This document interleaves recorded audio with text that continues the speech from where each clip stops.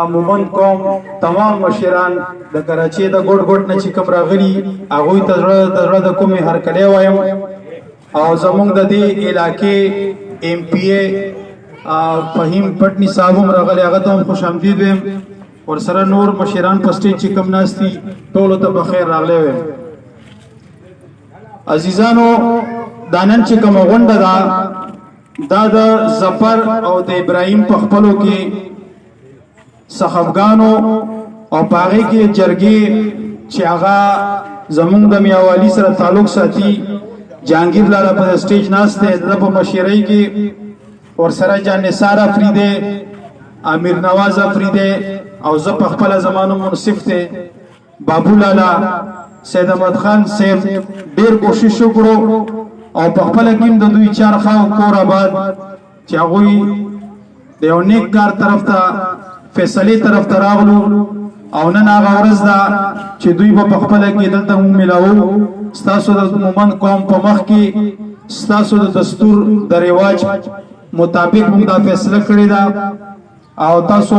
دا قوم په دې گواه اوسئ چې موږ کومه فیصله کړې دا بس تاسو وړاندې کړو او امید به ساتو چې دواړه فریقین په دې فیصله باندې عمل کوي او خپل ژوند به تیري د ټولو ناول زه د دې جرګي یو اهم غړی چا چې د جهانگیر لاله سره شپه ورځ په دې کې مهنت کړې بلوچستان او کراچۍ ته به تګ راتګ دوی په ورځ کې دوه پیریوم کړې هغه به تاسو ته دا فیصله وړاندې کوي چې کومه فیصله مونږ کړې ده او بیا به د هغې نه بعد که خیري نور مشران خبرې کوي بیا به دعا د خیر کوو زه جان نثار افریدي ته درخواست کوم چې هغه راشي او تاسو ته مخاطب شي او دا فیصله تاسو ته سناو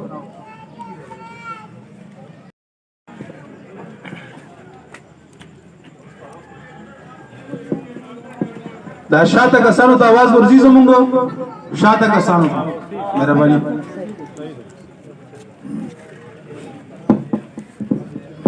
اعوذ بالله من الشیطان الرجیم بسم الله الرحمن الرحیم د ټولو ناول خو زما په دې بندل کې ناست د مومن قوم صافي قوم سره تعلق لرونکي څومره ملمانه چې راغلي یې تاسو ټولو ته د زړه د کومې نه هرکلی وایم او دا داسې یو بابرکته محفل دی زما په نظر کې الله تعالی وایي چې د دوو کسانو څوک روغ راولي د هغه محفل نه ماته بل محفل په دنیا کې خوښ نشته نو الحمدلله ستاسو د ټولو ملګرو په دعاګانو باندې موږ په دې کې محنت وکړو یو شپږ اووه میاشتې منډې مو ووهلې څنګه چې منصف خان افریدي تاسو ته ووایي په روژه کې موږ ټایم نه دی کتلی خو که شپه ده او که ورځ ده پکې تللي راغلي یو او چارې ښه هغه مشران وایي چې جرګه هله کېږي چې کله دوه مودیان په خپله کې روغه کول غواړي نه زموږ د وس خبره نه ده چې ګینې موږ دونه تکړه خلک وو په الله تعالی پکې برکت واچو د دوی زړونه نرم کړل او نن دا روغه موږ وکړه د تاسو په مخ کې موږ دا پای تکمیل ته ورسوله د خیره سره نو الله دې پکې خیر اچوي زه به دا یو خصوصي خاص قوم د مومن قوم نه خاص کر د دې محفل په مناسبت په سره چې ټول راغلي یې چې تاسو وګورئ په دې کراچۍ کې موږ ژوند کوو نو د ټولو پښتنو لپاره سن اصل انجی جوړی دي خو کم از کم خصوصا زه د پښتون قوم نه دا یو د تاسو په دې محفل په وخت ودغه کې مکینه پیدا شوم چې یو درخواست کوم چې تاسو دا کوشش وکړئ چې تاسو په علاقو کې په محلو کې یا د خپلو کې یا پردو کې چې دا پښتانه کم کم ځای وران دي نو دا یو کوشش وکړئ د خدای د رضا لپاره چې دا غوی په منځ کې کېنئ خبرې اترې وکړئ روغې کوي سخت حالات چلیږي نن سبا ځان ساتل ګران شوي دي دښمني خو ډېر غټ ګران کار دی چې سړی دښمني سر ته ورسوي نو لہذا دا ټول بیا په هغې موږ ټول شرمېږو چې یو سړی خوار شي یا مطلب دا دی چې د هغه بېعزتي کېږي نو موږ په ټول قوم یادېږو په هغه باندې د هغې دپاره زه خپل ځاني جان نثار افریدی منصف خان زما چې څونه ټیم دی زما د جرګې زما نه واله زه یو ادناسن کارکون یم د یوې پارټۍ سره تعلق لرم خدایي خدمتګار تحریک سره زما د دې ځای نه واله د پېښور د ولیباغه پورې چې کم مشر تاسو ته پکاري د نیمې شپې به انشاءالله تاسو چې خبره جوړوئ په هغه جوړېږي موږ ته وایه موږ به ستاسو سره مرسته کوو ولاړ به یو ستاسو نه په دوه قدمه مخکې روان یو انشاءالله په هغې کې خو چې دا پښتانه موږ یو کړو او یو کور جوړ شو ځکه چې حالات زموږ دپاره ټیک نه دي نو لہذا دا یو درخواست مې کوو انشاءالله تاسو ته په دې باندې دغه وکړئ لږ غور وکړئ کم ځای زموږ ضرورت دی په دې کراچۍ کې خو کم از کم چې موږ یو ځای شو که نه یو موټی شو لہذا اوس راځم د فیصلې طرف ته چې کومه فیصله موږ جوړه کړې ده نو هغه تاسو ته مخکې اورول ضروري ځکه چې تاسو په دې خبره ګوان یې بیا سبا چې دا کوم قسم فیصله کړې ده. اقرارنامه صلحنامه دا میں مسمی مظفر خان ولد فضل خان مسلم عاقل بالغ حامل شناختی کارڈ نمبر پلان کے بہوش و حواس ہم سے بالا کسی جبر کرا اپنی رضامندی اور خوشی سے یہ معاہدہ تحریر کر رہا ہوں. FIR نمبر 220 US 302 324 34 تانا مدینہ کالونی میں مدعی ہوں اور FIR میں نے ابراہیم ولد ہمیش گل شناختی کارڈ نمبر فلانا کے خلاف میرے والد فضل ہمیش کو قتل کرنے کی رجسٹر کرائی تھی. تاہم اہل محلہ اور دیگر معززین کی مداخلت اور مشاورت کی بنا پر ہمارا کورٹ سے باہر درجہ ذیل شرائط پر صلحنامہ ہو گیا ہے، طے پا گیا ہے. شرائط نمبر 1 یہ کہ ابراہیم ولد ہمیش گل مجھے پلاٹ نمبر 1725-1974 محلہ سوات کالونی بلدیہ ٹاؤن کراچی اور دوسرا پلاٹ نمبر 1725-1975 محلہ سوات کالونی بلدیہ ٹاؤن کراچی مدرسے والی جگہ بطور دید دے رہا ہے، لہٰذا میں درجہ بالا FIR کی مدیت سے دستبردار ہو رہا ہوں. یہ کہ فریق اول متعلقہ جائیداد کے ٹرانسفر کے کاغذات کے لیے جہاں کہیں بھی مستقبل میں ضرورت ہوئی دستخط کرنے کے لیے تیار رہے گی اور فریق اول سے کوئی ہیلے بانا نہیں کرے گی.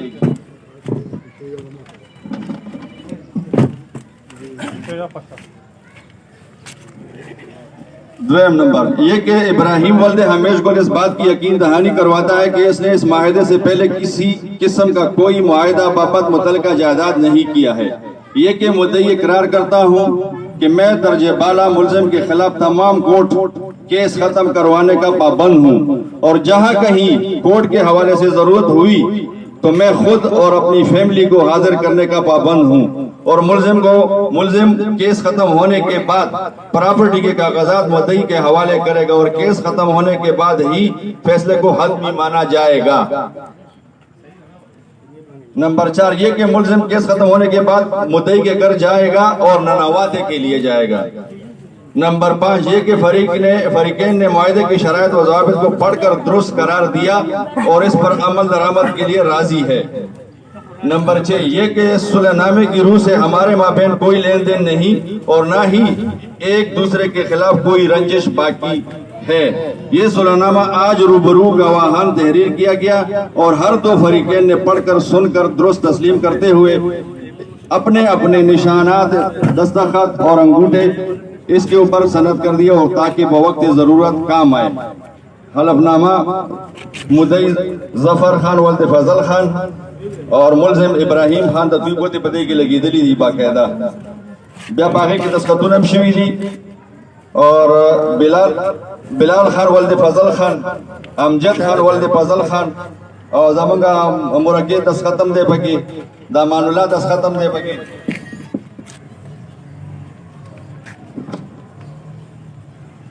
د علمزیب ولد فضل دستخط هم پکې د ګوتې هم لګول دا او سین هم کړی د نور محمد خان هم دستخط هم دی پکې ګوتې هم لګول دا او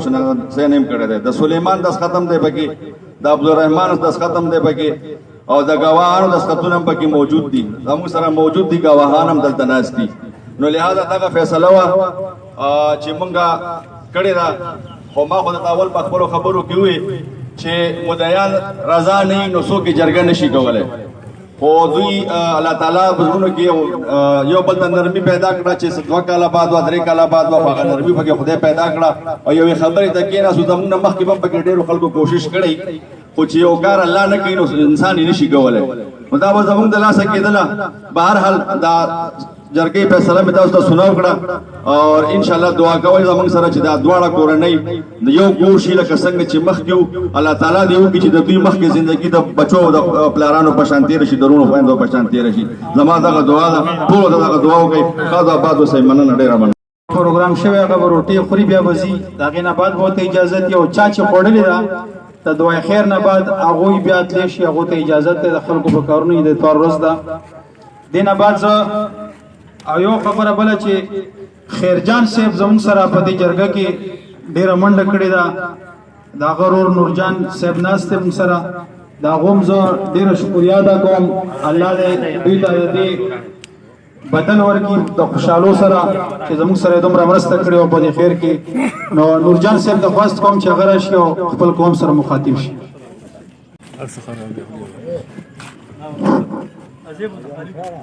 بسم الله الرحمن الرحیم نحمده ونصلي علی رسوله الکریم زماره طرفه چې څومره عزیزان دلته راغلي دي که ممن دي که صافي دي او که د کمیټۍ د جرګې والا کسان دي هغه ټولو ته زه د خپل طرفه نه سلام او ورکړی وی او عزیزانو یو داسې مفهوم دی چې په عامو جرګو کې او مشورو کې خیر او برکت نه وي البته کومه جرګه چې د خلکو د اصلاح دپاره کېږي په هغې کې الله پاک خیر او برکت ضرور اچوي خو هغه چې د الله د رضا پکې موجودي او د الله د رضا دپاره دا کومه معاملات چې پېښه شوې د عزیزانو د دې نه موږ او تاسو ټول خبرې د حضرت علی رضی الله عنه ارشاد دی وای بنده د هغه وخته پورې مؤمن نشي جوړېدلی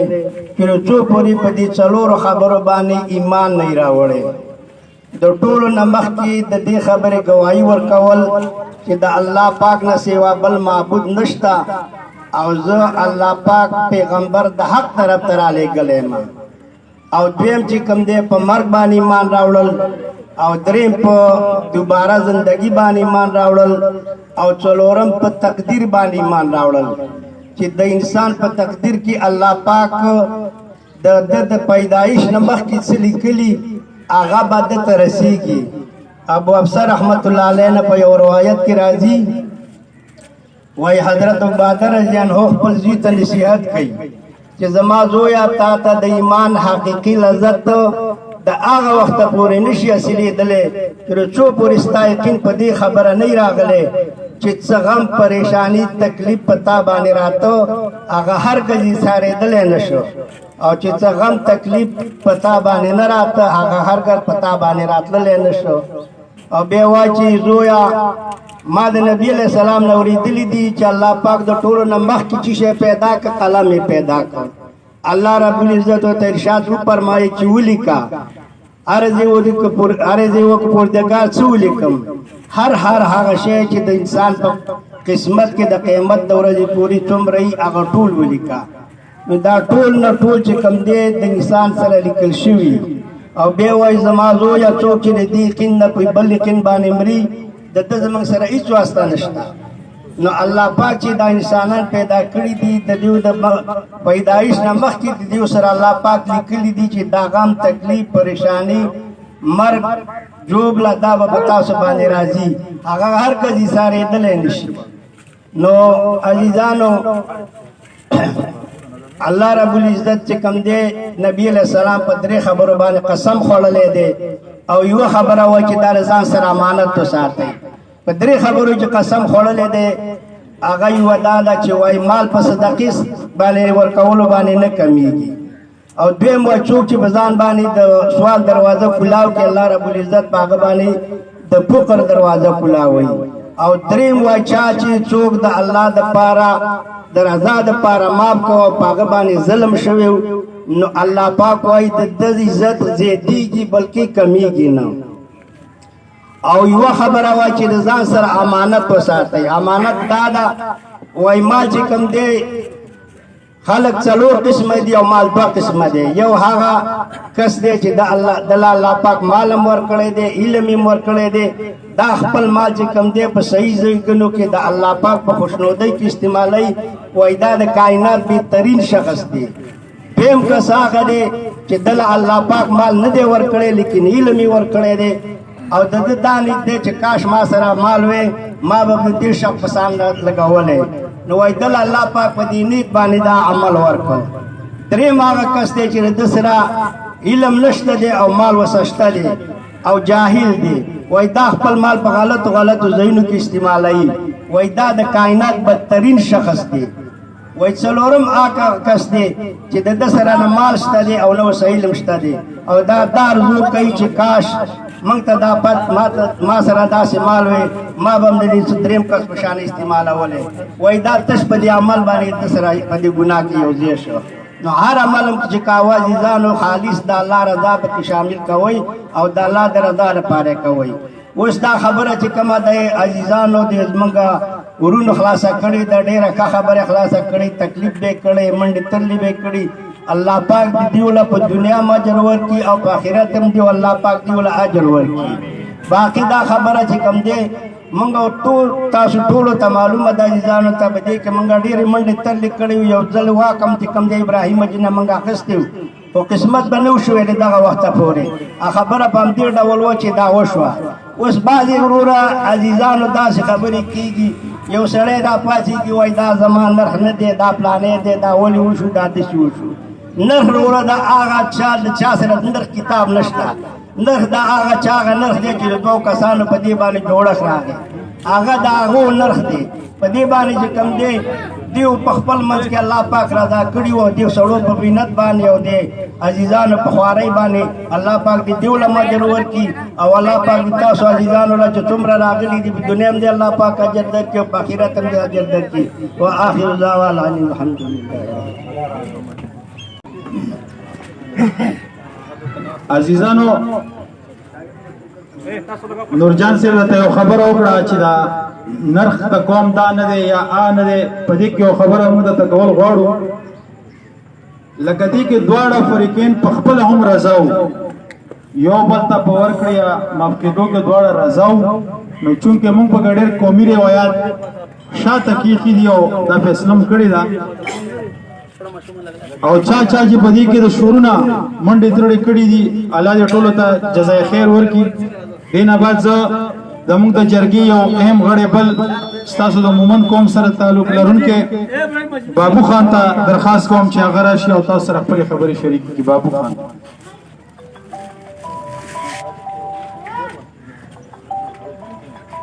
عزیزانو السلام علیکم عزیزانو تاسو ته الله پاک دې ډېر ښه وکړي او دا به کوو ځکه چې دا زموږ قوم والي عزیز ولي ده او باقي هم دې عزیزانو خدای پاک د داسې کار نه وساتي چې دا کومه واقعه دلته راغلې وه او دې ځای ته راورسېدله او الله پاک په خیر باندې تمامه کړله او باقي عزیزانو مطلب دا زموږ طرف نه نور خبرې نشته دی دا مدین چې کوم راغلي دي دا مدین به ستاسو په مخامخ غاړه غټۍ کړو او چا چې ډوډۍ خوړلې هغو ته اجازت دی او چا چې نه خوړلې هغه دې مهرباني وکړي په دې ځای باندې دې کښېني او دا وراره او دا تر چې په خپل خبره په خپله جوړ شو زمونږ پرې رضا ده وروره چې مطلب دا دی مدیان جوړ شي د بل چا څه کار دی مطلب دا دی چې دو رضای او دو جوړ شو زمونږ بې دوا ده عزیزانو تاسو ته خدای الله پاک عزیزانو السلام علیکم الله پاک په کوم کار باندې راضي شي هغه په خپل وخت باندې کیږي او څه چې الله پاک د انسان په نصیب کې لیکلي هغه که ښه او که بدي هغه د هغه په زندګۍ کې راځي باقي خبره دا ده پېښولې ما دا خبرې ډېرې د عزیزانو اورېدلې دي چې دا خبره دا زما نرخ نه دی پېښولې که نه دا نرخ چې کوم دی دا دوی په خپله وکړه او موږ یې یو خدمتګار وو او موږ پرې دوا وکړله پېښولې که نه که داسې په نرخ پسې ګرځي یو سړي اشکرای را نیولې و وسته تشکور شو پېښولې که نه او موږ په دې خبره باندې خوشحاله یو تاسو پې خوشحاله شي چې الله پاک د دې تره او د وراره کار خلاص کړو پېښولې او دوا ورته کوئ پېښولې که نه او چا چې په دې کې منډې کړي الله پاک دې په دنیا او په آخرت باندې هغې له د دې اجر ورکړي پېښولې که نه سلام علیکم په اخره کې زه د دې ضلعي او د عوامي نیشنل پارټۍ کیاماڼۍ صدر چې هغه هم زموږ سره په دې جرګه کې مرسته هم کړې ده ډاډ هم را کړی دی او هر قسم تعاون پیشکش یې موږ ته کړی و او موږ د هغه ورکر هم یو زه حسین پراچه صاحب ته خواست کوم چې هغه راشي د ټول مومند قوم د مشرانو شکریه هم ادا کړي او تاسو سره د خپل خیالاتو اظهار هم وکړي د هغې نه بعد به باید دعا د خیر کوو انشاءالله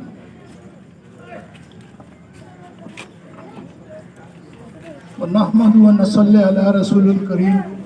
فأما بعد فأعوذ بالله من الشيطان الرجيم بسم الله الرحمن الرحيم زمان ناس مشران او کشران او زمان رستو ملمانه ټولو ته زما طرف نه السلام علیکم. اوله خبره خدا ده ته په خدای یقین وکړه چې دا نن زمونږ جرګه هم یو روایت دي او دا سپین ږیري چې نن دلته راغلي دي دا هم زمونږ یو روایاتو کې راځي او د نورو خلک ولیدل چې څنګه زمونږ مشران خپل غم کوي خپل خادي کوي او خپل رول له څنګه ورسي. ما په دې وروستو ورځو کې یو دوه الفاظ واورېدل زه تاسو ته وایم چې پښتو یوه ژبه نه ده، پښتو ژبه نه ده، پښتو یو ضابطه ده او دا د هغې ضابطې حصه ده چې موږ دلته ناست یو. نو دا ضابطه یو قانون دی او قانون ډېر غټ دی، لوی دی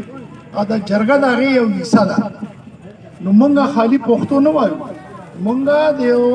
ضابطې په یو اداره کې دننه راغلي یو، په هغې کې موږ یو بل ته تړلي. نو زه په دې موقع باندې د خپلو ټولو مشرانو ته دا خواست کوم چې زمونږ د عوامي نیشنل پارټۍ د طرف نه بله ورځ زمونږ مشر یو وړوکی شان دی سوال کړی په یو میټینګ کې ناست و، نو هغه خبره زه تاسو ته هم در رسوم. خدشات دي یا شعبه ده، زمونږ د ملک حالات دې وخت کې لکه ښه نه دي، بل شان روان دي. خدای نه که که یو داسې واقع راشي چې هغه ستا او دا زما، نو دا مونږ په کراچۍ کې چې پښتانه ناست یو مونږ به چېرته ځو او زمونږ به په دې ملک کې په دې قاریه کې څه حیثیت وي. نو ډېره تشویش خبره ده، مونږ ټولو له په دې باندې غور او فکر پکار دی چې دا قوم دلته کې دی دا څنګه یکجا شي. ملګرو بار وایي چې لکه مومن قوم صافي قوم ته په خدای یقین وکړه چې دې خبرو دلته ضروري ده د الفاظ، لیکن دا یوسفزی دی، دا سواتي دی، دا باجوړی دی، دا د چارسدی، دا پیښوري دی، دې ټولو خبرو موږ تقسیم کړي یو، موږ یو ځای ته نه راپرېږدي، یو ځای ته موږ نه راپرېږدي چې موږ یو ځای کې جمع شو. بس اخره کې زه د باچا خان بابا یو خبره بار په خپلو جرګو کې او په خپلو جلسو کې کوله چې خدای ته وګوره، دې جولې ته وګوره، د ټولو ناول په خپل کلي کې په خپل علاقه کې اول خپل تره تربور معاف کړه. زمونږ شروع د دې نه کېږي چې په خپل کلي کې په خپل علاقه کې زمونږ په خپلو کې چې کومې ورانې راغلي دي چې مونږ اول هغه ورانې جاړي جوړې کړو او هغه چې د چا غلطي ده زه هغه ته هغه معاف کړم.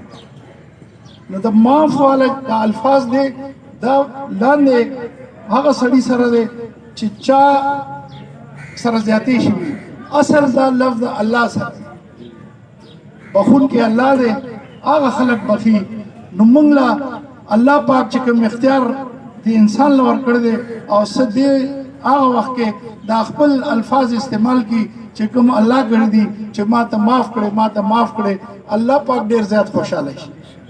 دومره خوشحاله شي ته یقین وکړه لکه څنګه زمونږ ایم پی ایس او د تبلیغ جماعت والا وي خپلو فرشتو ته وایي چې وګوره تاسو ته معنی چې زما د انسان لاړ شي دا به په دنیا کې شر فساد نه کوي، دا به د یو بل برګرتیا کوي، دا به زما نوم علي او زما په احکاماتو به عمل کوي. نو خبره دا ده زه د دې جرګې چې څونه ممبران دي خبره چې اوږدېږي، مشران په نور ناست دي، مونږ په سور یو د هغې احساس کول غواړي. زه د دې جرګې د ممبرانو د جهانګیر صاحب، جان نثار افریدي صاحب، جان نثار زمونږ سره د ضلع سینیر نائب صدر هم دی، ورسره منصف افریدي ډپټي جنرال سیکرټري زمونږ د عوامي نیشنل پارټۍ د دې جرګې ممبر و، نواز افریدي هم زمونږ د عوامي نیشنل پارټۍ ورکر دی، ملګری دی، عبدالقیوم صاحب او ورسره ناصر افریدي صاحب، بابو صاحب او دې ټولو چې کومې هلې ځلې کړي کوم منډې تړې والي دي، الله دې دې له جزای خیر ورکړي، الله دې هغه چا له جزای خیر ورکړي چې چا د دې خبره منلې ده او عفا یې کړې ده او معافي یې کړې ده. د هغې دپاره به خصوصي دعا کوو چې الله پاک هغه له جزای خیر ورکړي او چې څه واقعات شوي الله پاک ته هم په دې دنیا او په هغه دنیا د هغې نعم البدل ورکړي چې هغه ته د هغې نعم البدل میلاو شي. او صله رحمي یعنی یو وړه خبره ده، مونږ ټول وایو تبلیغ کې زمونږ د ټولو تعلق دی. صله رحمي دې ته وایي چې ته د خپل رشته دار سره معاملات ټیک کړه او د هغه تپوس کوه. نو په دې کې دوه فائدې دي. حدیث کې وایي چې یو به ستا عمر الله تعالی اوږد کړي، دویم ستا په رزق کې به برکت اچوي. یعنی څونه یا په یوه خبره ډېر انعامات دي. مونږ غواړو که نه هر سړي دا خواهش دی چې زما د عمر سیوا شي. نو عمر به الله ستا سیوا کېږي د لیکلو نه، د عالم اروا کې چې لیکلي د هغې نه هټ کې چې تا صله رحمي وکړه، تا خپل رور معاف کړو، تا د خپل تربور سره د خپل خور سره تله راتله وکړو. نو زه د جرګې او د دې راتلونکو میلمنو د دې کوربنو طرف نه زه شکریه ادا کوم. ستاسو ډېره ډېره مهرباني چې تاسو دلته راغلی او د جرګې ډېره مهرباني چې موږ له دا مقرره کړه او تاسو ته مخاطب شو. نو آخري دا یو الفاظ همیشه چې زموږ پښتانه دوه کارونه ستاسو دپاره ډېر ضروري دي. یو په کراچۍ کې خپل شناختي کارت کې دا ډبل ایډرس ختم کړئ. زه دا سوال کوم چې دا ختم کې د خپلو بچو مستقبل غواړئ، دا یو کار ختم کې او خپلو بچو له خپلو وړو له تعلیم ورکړئ. هغه د دنیایي تعلیم او که دینی تعلیم دی. نو د تعلیم کوشش وکړئ چې زموږ بچي را روان کول دا تعلیم یافته شي. ډېره مهرباني که په خبرو کې زما نه څه کمي بیشي شوي یا به څوک خفه شوي، زه د هغې معذرت غواړم. وخت مې ډېر واخیسته، ډېره مهرباني. السلام علیکم. اوس په اخره کې زه یو هغه رانه هېر شوی مسان به یي، هغه هم د دواړو وروڼو په منځ کې ډېره ستړې وکړه، تاوان یې وکړه د جیبه. زه د هغه هم شکریه ادا کوم. او عزیزانو دا ګټه ګټه ده ټوله په هر کلي په هر قوم کې داسې مسلې شته. دما خپله د پلار مې تره زوی راولګېدو، خپل ورور کې نه مړ شو. نازامنو ته به خلکو یې بدل نه لې، هغه ورته زه ولې بدل والم؟ خپل ورور یو مخکې د ده ورور وروسته زما پلار و. دا وروڼه و شپېته کاله مخکې پیدا شي، زه خو شپېته کاله وروسته پیدا شو. والله که ورته غږ هم وکړم خپلې مټې پرې کړې، زه ورته هېڅ نه وایم. پې صبر یې وکړو. الله هغه ته ډېر اجر ورکړو، ډېر زموږ په کلي کې مخکې لاړ. الله تعالی په قرآن کې فرمایي مونږ هر یو انسان هغه صورت په منځونو کې وایو والعصر ان الانسان لفی خسر. د هغې ترجمه دا ده چې الله قسم خوري چې انسان په نقصان کې خساره کې. خو دا بیا څلور انعامات ښیي چې که دا په چا کېږي نو هغه کامیاب هم دی. یو چې چا ایمان راوړو، یو چې چا نیک کار وکړو، صالح عمل یې وکړو، بل چې د حق نه خبري او د حق خبره وکړه، د حق سره ودرېده، او په اخره کې وایي چې چا صبر وکړو. د الله پکړو چې چا صبر وکړو نو چې الله فرمایي چې دا کامیاب دی. او د دې نه علاوه قسم خوري چا ناکام دی، بیا پکې څه پاتې شو؟ بیا خو په دې کې اړو خبره پاتې نه شوه. نو زویم چې دا یو بل دوی معاف کړي، دی د الله رحمتونه په دو باندې وورېده. ستاسو ټول قوم د مومن قوم تمام مشران ناست دي، په ګرمۍ کې ناست دي، او خپل د مصروفه ټیم نه مو ټیم ویستی. د دې نه ثابته ده چې ستاسو مومن ټول قوم په دې شخړه باندې خفه او نن خوشحاله تاسو راغلي دلته خپل ټیم ورکړی. ستاسو د مومن قوم زه د زړه نه شکریه ادا کوم. خو ورسره یو اپیل کوم، مونږ دا کوشش وکړو، زه په خپله افریدی یم، زما او ستا دستور یو دی، زما او ستا رواج یو دی، زما او ستا شرم او عزت یو دی. په یو بل به نازیږو، په یو بل به ودرېږو، په یو بل به خفه کېږو. نن تاسو د دې خبرې مونږ سره ګواه اوسئ چې کم یو مودي په دې فیصله کې اپله دې پله لاړ، دا مومن قوم به زما سره ولاړي. زه به د خپل جرم تپوس هم کوم، او انشاءالله چې جرګه مې کولی شوه نو د جرم تپوس هم کولی شم. تاسو دا مومن قوم ما سره په دې فیصلې ګواه اوسئ چې دا دواړه په دې رضا دي. ستا د زه مخې به میلاوو، د هغې نه بعد زما په فیصله کې زما میا ولیوال او افریدی دا فیصله کړی دا کچا پکې خلاف ورزي وکړه داغه نه به زه خپم یم د مومند او د افریدو د قوم او روایتو مطابق په داغه په کلی کې کورم سوزم چې څه جرمانه مې رسی آب هم اخلم او ګډیر مې څه نه رسی نو ان شاء الله چې څه کوشش کوم وسره کوم شاعر په پښتو کې او شعر وایي چې تتشي او زشم نه بتشي نه بزشم خو کلک تشي او لک زشم هم بتشي هم بزشم مومن ځان ته کوم افریدی چې وسره مضبوط وي که افریدی سره میاولیوال واړي مضبوط وي نو بیا به موږ د دوی نه تپوس هم کولی شو او تاسو نه دا تمه لرم چې تاسو د مومن قوم به زما سره بیا ودرېږئ که چا په دې کې زما د غږ خلاف ورزي وکړه تاسو د قوم درانه مشران ناست یئ د مختلفو خیلونو او قبیلو سره په مومن کې تعلق نو تاسو چې کم کسان به ما سره ودرېږئ هغه لږ لاس اوچت کړئ چې دوی مو ویني چې ټول مومن قوم ورسره دی ډېره مننه ډېره شکریہ ابھی میں اپنے معزز اور قدردان MP اس کے ہاتھوں میں ان دونوں فریقین کو ملانا چاہتا ہوں ایک دینی بندہ ہے اس کو بھی دلی خوشی ہوئی ہے میں ظفر کو اطلاع دیتا ہوں کہ وہ آ جائیں یہاں پر اپنے بھائیوں سمیت ظفر دی راشی ظفر ورونه دې مو سره راشي او ظفر دې راشي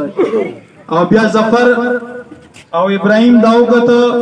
چې مخکې زه یو افریدی او میاولی په دې کې لګیاوم اوس را سره ګورې مومن قوم هم ولاړ دی پام کوئ ښه په خوشحالۍ وخت تېر کوئ او یو بل سره غم او کینه په غرونو کې ونه ساتئ د الله دپاره مو یو بل معاف کړي دي د الله خوشنودي حاصله کوي په دې جهان به هم کامیاب وي او په هغه جهان به هم کامیاب وي تاسو راشئ فہیم بھائی سے میں گزارش کرتا ہوں کہ وہ اسٹیج پہ ان دونوں کو ملائیں آپ کو تکلیف دی آپ کو جانا بھی ہے پر آپ کا بہت شکریہ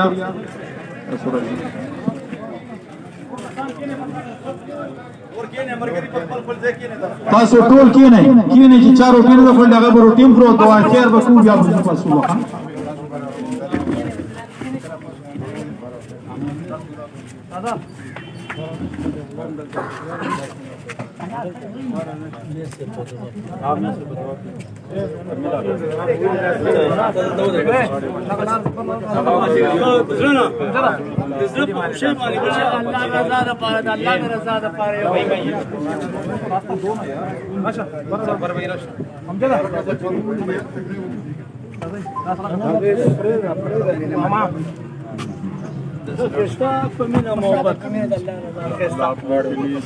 अमल के बदले अल्लाह सलूक के लिए आपकी पूरी फैमिली के लिए जन्नत के फैसले कर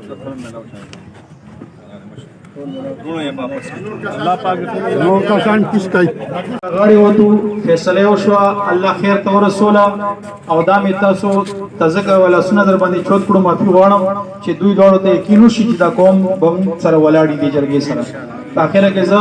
مولا صاحب ته درخواست کوم چې هغه دعا د خیر وکړي او دعا د خیر نه بعد چې کوم کسان روټي خوړلې هغه ته اجازه ده الله تاسو عزت وکړي الله تاسو